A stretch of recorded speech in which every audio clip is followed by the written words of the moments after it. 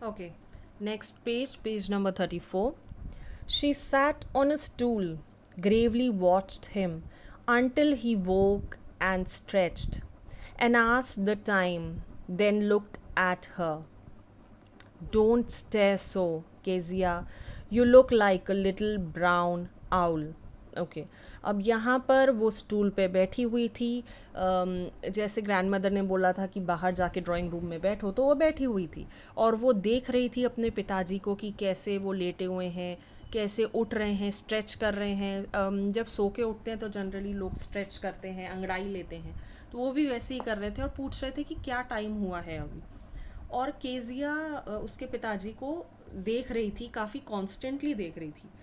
तो उसके पिताजी ने बोला कि ऐसे मत देखो, तुम ऐसे देखती हो तो लगता है कि एक कोई छोटा सा लिटिल ब्राउन कलर का कोई आउल है जो उधर बैठा है और मुझे देख रहा है।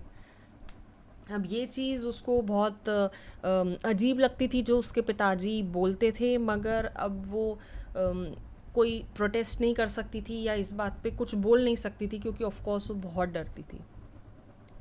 One day, when she was kept indoors with a cold, her grandmother told her that father's birthday was next week and suggested she should make him a pincushion for a gift out of a beautiful piece of yellow silk. अब यहाँ पर एक दिन Kezia घर पे थी और उसको कोल्ड हो गया था। उसकी ग्रैंड मदर ने बताया कि अगले हफ्ते उसके पिताजी का बर्थडे है तो कुछ गिफ्ट करना चाहिए।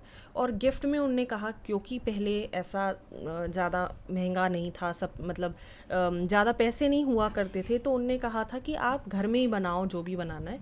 और उनने कहा कि आप एक कुशन बनाओ और वो भी एक येलो सिल्क के कपड़े से आप सिल के खुद बनाओ, केजिया को बोला था ग्रैंड मदर ने, और पिताजी को आप गिफ्ट करो। Laboriously, with a double cotton, the little girl stitched three sides. Laboriously का मीनिंग है with a lot of effort or difficulty। बहुत ही मुश्किल से वो चीज़ वो कर पा रही थी क्योंकि ऑफ कोर्स छोटी थी और उसको वो 3 साइड सिलना पड़ रहा था, तो उसके लिए वो चीज़ बहुत मुश्किल थी, मगर उसने डबल कॉटन से बना के उसको किया और 3 साइड सिल दी थी। अब कुशन आपको पता है, अगर उसको बनाते हैं तो उसके अंदर कुछ फिल भी करते हैं जिससे वो सॉफ्ट हो। तो जनरली लोग उसके अंदर कॉटन या रुई जिसको बोलते हैं वो भरते हैं, मगर अब इसको कुछ मिल नहीं रहा था कि वो क्या भरे, तो अब इसने ऐसा क्या भरा, let's see. But what to fill it with, that was the question. The grandmother was out in the garden and she wandered into mother's bedroom to look for scraps. On the bed table, she discovered a great many sheets of the paper. अब इधर पर difficult words में अपन देख लेते हैं। Wandered into मतलब went into by chance. Wandered into मतलब वो उन कमरे में ऐसी घूमते फिरते पहुंच गई। स्क्रैप्स का मतलब है स्मॉल पीसेज ऑफ क्लॉथ और paper etcetera that are not needed. Scraps अपन बोलते हैं ना, जनरली अपन इसको जैसे कचरा एक तरह से बोल सकते हैं कि वो किसी पेपर के टुकड़े या कपड़े के टुकड़े होते हैं जो जनरली फेंक दिए जाते हैं कि वो हटा दें। ओके अब वो उधर पर उसकी ग्रैंड मदर गार्डन में थी और उसको कुछ भरना था उस कुशन में। वो घूमते फिरते अपनी मम्मी के रूम में गई और वहाँ पर उसको कुछ मिले पेपर्स, कुछ ऐसे पेपर्स मिले जो उसने सोचा कि वाई नॉट ये पेपर्स इसमें डाले जाए। A great many sheets of fine paper, gathered them up, tore them into tiny pieces, and stuffed her case. Then sewed up the fourth side. Okay. तो अब यहाँ पर उसने वो जो पेपर्स उसको मिले थे, उसने वो पेपर्स को बहुत छोटे टुकड़े में किया और उसको उस कुशन में फिल कर दिया और फोर्थ साइड भी जो थी उसको उसको सिल दी अच्छे से। That night there was a hue and cry. अब ह्यू एंड क्राई का मीनिंग है यहाँ पर एंग्री प्रोटेस्ट। बहुत ज़्यादा मतलब गुस्सा हुए सब लोग in the house. Father's great speech for the Port Authority had been lost. Rooms were searched, servants questioned. Finally, mother came into Kezia's room. Kezia, I suppose you didn't see some papers on a table in our room. Oh, yes, she said. I tore them up for my surprise. अब यहाँ पर जब सब ढूंढा जा रहा था, बहुत गुस्सा थे पिताजी कि उनकी जो पोर्ट अथॉरिटी के कुछ कागज़ हैं वो गुम गए हैं. सारे जो सर्वेंट्स हैं उनसे पूछा गया, घर के सब लोगों से पूछा गया, सारी ढूंढा जा रहा था कहाँ है क्या नहीं है. तब वो बाद में केजिया के रूम में मम्मी आई और उन्होंने पूछा कि क्या आपने कुछ पेपर्स देखे थे मेरे रूम में. और उसने कहा कि हाँ मेरे को मिले थे और मैंने उसको फाड़ के अपने सरप्राइज में डाल दिए. What screamed mother, come straight down to the dining room this instant. और उनने मतलब गुस्सा होके या एकदम से शॉक होके उनने कहा कि अभी के अभी नीचे आओ डाइनिंग रूम में, मुझे बात करनी है. And she was dragged down to where father was pacing to and fro, hands behind his back. अब जब कोई बहुत गुस्सा होता है या कुछ पूछना रहता है, आपने जनरली लोगों को देखा होगा, वो लोग पीछे हाथ बांध लेते हैं अपने और ऐसे घूमते रहते हैं कि जिससे काफ़ी सस्पेंस या काफ़ी एक डर का माहौल क्रिएट हो जाता है. Well, he said sharply. Mother explained. He stopped and stared at the child. Did you do that? No, no, no, she whispered. Mother, go up to her room and fetch down the damned thing.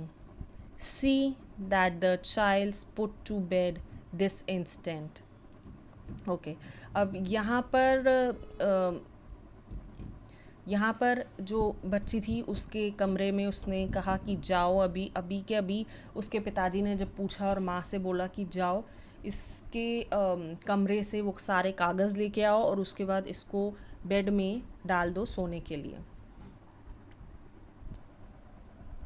Next page number 35. Crying too much to explain, she lay in the shadowed room, watching the evening light make a sad little pattern on the floor. Then father came into the room with a ruler in his hands. I'm going to beat you for this, he said. Oh no, no, she screamed, hiding under the bedclothes. He pulled them aside. Sit up, he ordered, and hold out your hands. You must be taught once and for all not to touch what does not belong to you. Okay. अब यहाँ पर ये हुआ कि वो रो रही थी और उसको बहुत ही वो इवनिंग बहुत ही दुख भरी लग रही थी क्योंकि ऐसा लग रहा था कि उसे डांट पड़ी है और कितना बुरा हो रहा है उसके साथ.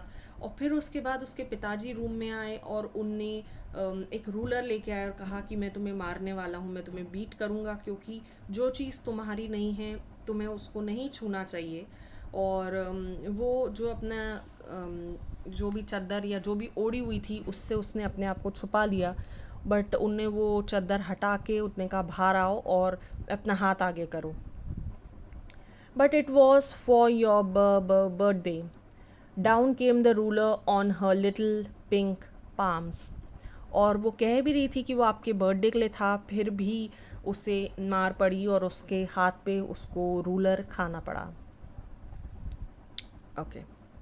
Hours later, when grandmother had wrapped her in a shawl and rocked her in the rocking chair, the child clung to her soft body. Okay.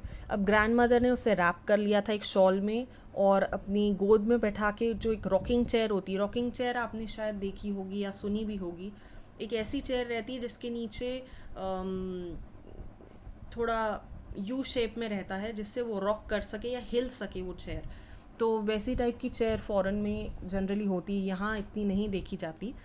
और वो चेयर में वो ऐसा हिल रही थी और गोदी में उसको लेटा के रखा था, उसे सुला रही थी और वो भी अपनी ग्रैंड मदर से काफ़ी अच्छे से टाइटली हक कर रही थी क्योंकि वो भी काफ़ी डरी हुई थी और रो रही थी. What did God make fathers for? She sobbed. Here's a clean hanky, darling. Blow your nose. Go to sleep, pet. You'll forget all about it in the morning. I tried to explain to father, but he was too upset to listen tonight. Okay.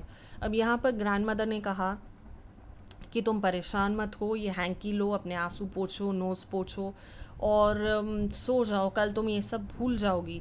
और वो ये सोच रही थी कि पिताजी होते क्यों हैं, और वो रो भी रही थी और ये सोच रही थी कि पिताजियों को बनाया क्यों है, कि ये बस ऐसे मारते रहते हैं और गुस्सा होते हैं, तो इनको क्यों बनाया, नहीं बनाना चाहिए था। वो ऐसा सोच रही थी मन में। और उसकी ग्रैंड मदर ने एक्सप्लेन भी करने की कोशिश करी उसके फादर को कि उसने क्यों वो कागज़ लिए, फिर भी जो फादर थे वो बहुत गुस्सा थे और उन्हें कुछ भी नहीं सुना। But the child never forgot. Next time she saw him, she quickly put both hands behind her back and a red color flew into her cheeks. Okay, अगली बार सुबह जब दिन हुआ वो भूली नहीं वो बात, और जब भी वो अपने पिताजी को देखती थी वो अपने हाथ पीछे कर लेती थी और उसका चेहरा लाल हो जाता था डर के मारे, क्योंकि उसको लगता था कि शायद वो फिर डांटेंगे या मारेंगे।